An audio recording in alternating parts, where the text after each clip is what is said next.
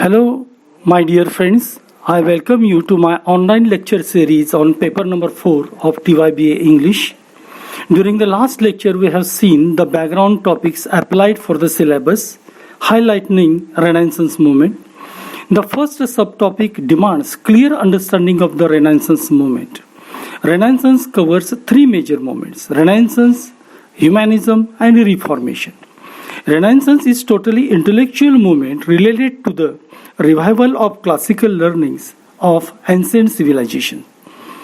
Humanism is related with exploration of human life, external and internal world of the human life.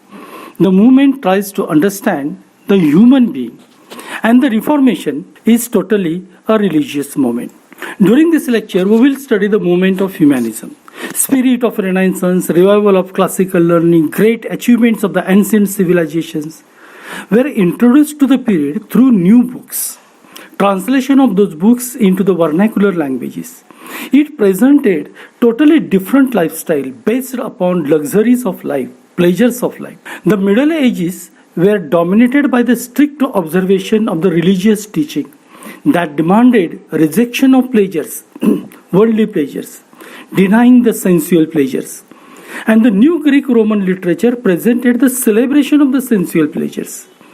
Religious teaching taught them to look towards beauty, physical beauty, and sensual pleasure as the gateway of the hell. Those were considered as the temptation, whereas ancient literature taught them how to enjoy the same thing.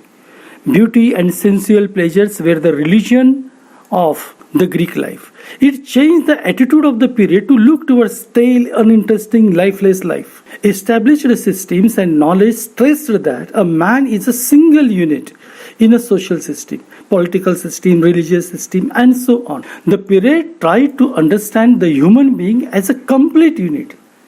So, try to know that what is the inner world of the human life, human soul, human psyche. They explored ancient literature, paintings, and other arts to understand the human life, human mind. It actually widened the mental horizons of the period. The humanists of this period closely observed the life, beauty of human body. It resulted into the paintings and the architecture of the period. They attempted to recapture the spirit of ancient civilizations through their arts. There are various types of arts developed under this movement. However, we will concentrate only on three major arts: architecture, paintings, and literature. One may ask a simple question: being the student of literature, why should we take interest into architecture, painting? Friends, architecture and paintings influenced the entire period. Those were the stampings of the new world, new attitude towards life. Without reference and understanding of these arts, our discussion of humanism will be incomplete. So, the first is architecture. The Renaissance style of architecture was originated in Italy. Soon it was spread throughout Europe. There was a revival of classical forms, ornamental style, beauty, harmony, and grandeur were the major features of the new architecture. There was surprising beauty for the people on the background of religious teaching, which denied worldly pleasures and luxurious life. Decorated churches, decorated places, and attracted the Middle Ages. So, the first architecture is Filippo Brunelleschi, best known for designing the Dome of Duomo in Florence. He was also a talented artist. He is said to have rediscovered the principle of linear perspectives, an artistic device that creates the illusion of the space by depicting converging parallel lines. Architecture, sculpture, mechanical engineer, various sketches of machines. His famous works are Dome of Duomo in Florence, Cathedral of Santa Maria, Hospital of Innocents, Basilica San Lorenzo. The second is Alberti. Alberti was an Italian Renaissance humanist, author, artist, architect, poet, priest, linguist, philosopher, and even cryptographer. He was an ideal Renaissance man. In Rome, he was employed by Pope Nicholas V for restoration of Roman edict of Aqua Virgini, which debauched into a simple basin design by Alberti. His other works are Villa Medicini of Fiesole, become the model of luxurious life, beautiful life. It is also known as the Renaissance Villa. The Tempio Malestino in Rimini is the rebuilding of Gothic church. His book on architecture had a great impact on the later architects. The third great architect of this period is Donato Bramante. Donato is also spelled as Donino or Donino. He introduced the high Renaissance style in architecture. His early works in Milan included the Rectory of Sant Ambrogio and the Church of Santa Maria delle Grazie. In Rome, Bramante served as the principal planner of Pope Julius II and his comprehensive project for rebuilding the Vatican City. St. Peter's Basilica, of which he was the chief architect, was begun in 1506. Other major Roman works were Tempio at San Pietro in Montorio and the Belvedere Court in the Vatican City. Then we turn to paintings of the early Renaissance period. Under the influence of Greek-Roman paintings, they studied anatomy and physiology of human body, its minute curves and beauty. The first is Giotto's. He was an Italian painter and architect from Florence during the late Middle Ages. He worked during the Gothic Proto-Renaissance period. Giotto was the most sovereign master of painting in his time, who drew all his figures and their postures according to the nature and of his publicly recognized talent and excellence. His Life of the Virgin and the Life of Christ are regarded as the supreme masterpieces of the early Renaissance. The second great painter of the period was Sandro Botticelli. He was Italian painter of early Renaissance. He painted wide range of religious subjects and also same portrait. Botticelli's best-known works are The Birth of Venus and Primavera, depiction of human anatomy, perspective. There are also landscapes and the use of direct borrowing from classical art. His masterpieces are among the most famous paintings in the world, an icon of Italian Renaissance.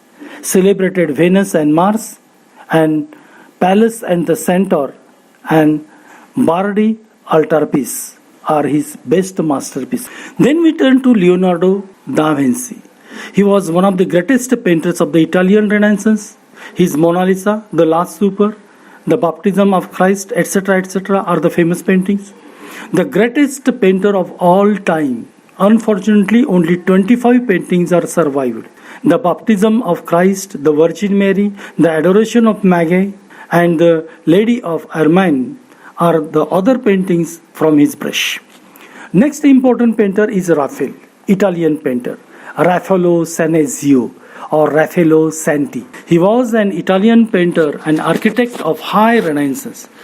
Together with Michelangelo and Leonardo da Vinci, he forms the traditional trinity of great masters of that period. The best known work is The School of Athens. Raphael is significant for you because you are going to study him in the Victorian period. The last important painter is Michelangelo. Survey of Renaissance art may remain incomplete without reference of Michelangelo. His The Creation of Adam, The Last Judgment are the landmarks in the history of painting. Okay? Now we turn to literary masters of early Renaissance, who paved the paths for the later writers and poets.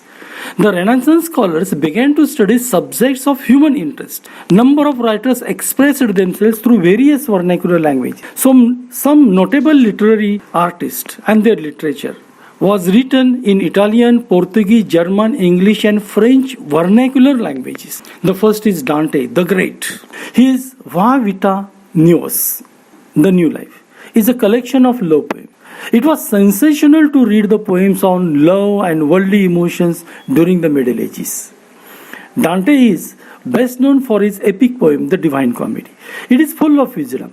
scholarly learning, and aesthetic beauty. It is the summary of medieval thoughts. Dante presents the journey of his soul through the hell, the purgatory, and at last, the paradise, heaven. He had tremendous influence on the later writers like Geoffrey Chaucer and Milton. The second is Petrarch. Petrarch was the great Italian lyric poet, best known as the father of sonnet form. His love sonnets were very famous during the Renaissance that almost all European languages imitated them.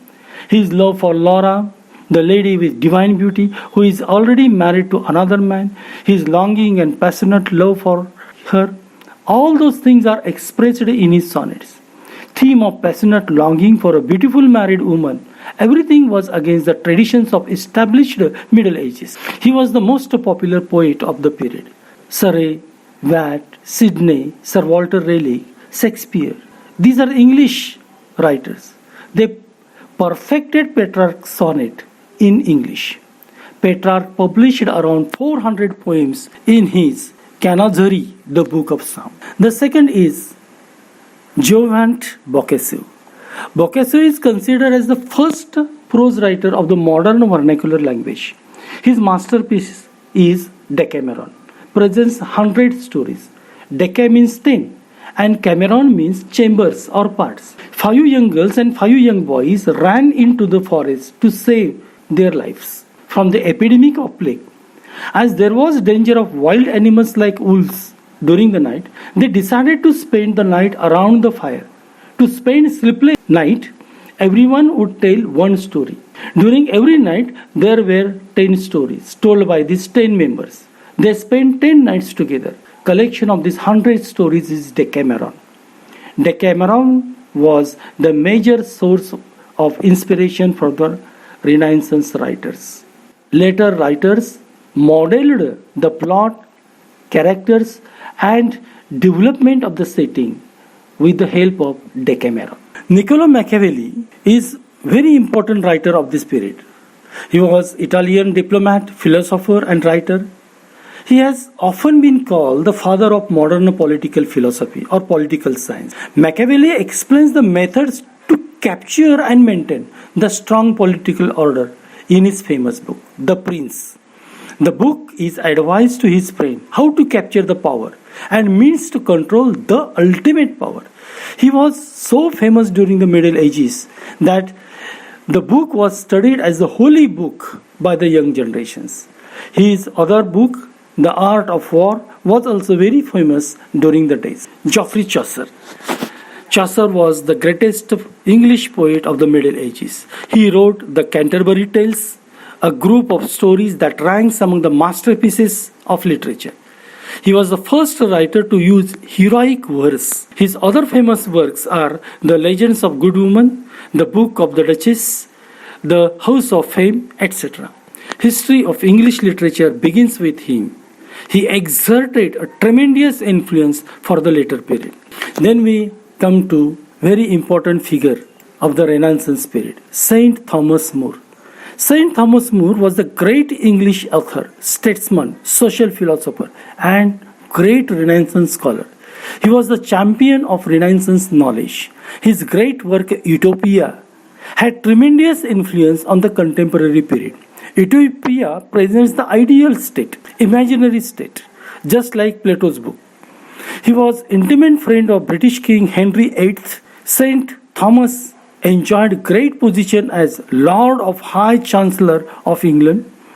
He presented the case of Henry VIII in the Papal Court. Papal Court, the court of Pope in Rome. However, he opposed Protestant Reformation and he was executed by his dear friend the king. Next one is Edmund Spenser.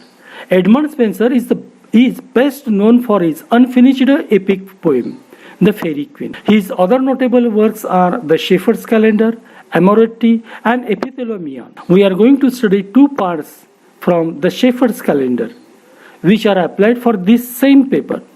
He is known for the Spenserian stanza and his sonnet form. Next is Montaigne. Montaigne was the French writer, better known as the father of essay form. He was the great statesman of the period. He his important works in Latin, the classical language. And he wrote unimportant works, loose sallie of mind, in the prose form in vernacular French writing. Ironically, his reputation rests upon the unimportant works, that is, personal essay. The essay form became too much popular during the Renaissance period. That number of writers expressed themselves through it. Friends, after humanism, we will turn to Reformation. Renaissance, humanism and Reformation play very important role to give shape to, identity to European literature as well as English literature. What are the effects of Renaissance, humanism and Reformation on English literature? We will study step by step. The second subtopic itself moves around Renaissance and English poetry, Renaissance and British drama, and Renaissance and pre-Shakespearean or university wits, pre-Shakespearean dramatist or university wit. Okay, goodbye. Let's hope to meet again as early as possible. Thank you. Thank you.